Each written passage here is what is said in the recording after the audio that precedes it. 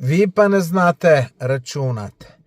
Res bomo naredili okoli 2000 km, ampak to nikakor ni 500 evrov za pot.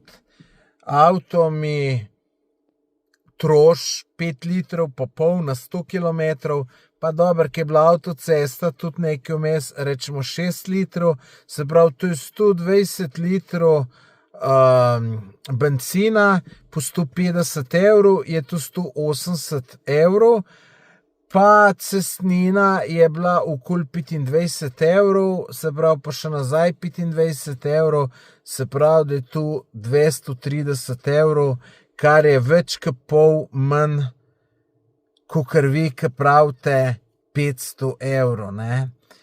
In zdaj, jaz imam občutek, da ste vi oseba, ki iščete zgovore, da vam ni treba iti, ne. Imate najbrž malo strah iti, da bi šli v Albanijo, ne, in je najbolj prikladen zgovor, da rečeš, joj, to se pa ne splača, ker so taki stroški. Omenjate Dalmacijo. Mi smo šli včeraj jest, in je bila večerja za 3,38 evrov. Tako, da smo pa tle prišparali veliko več, kar se tiče hrane pa namestitev, kakor če bi šli v Dalmacijo.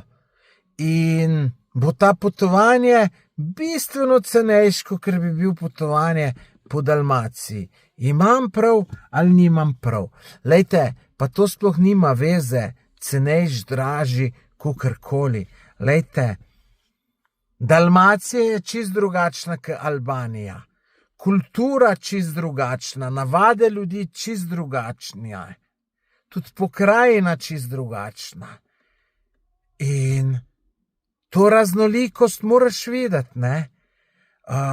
To je glih tako, kot da bi vsak dan isto hrano jedli. Jo ne boste, se boste naveličali. Tako da jaz tu gledam na to tako. Eni tudi pravijo, zakaj bi kam sploh šel, ki Slovenija je tukaj lepa. Res je Slovenija lepa, zelo lepa.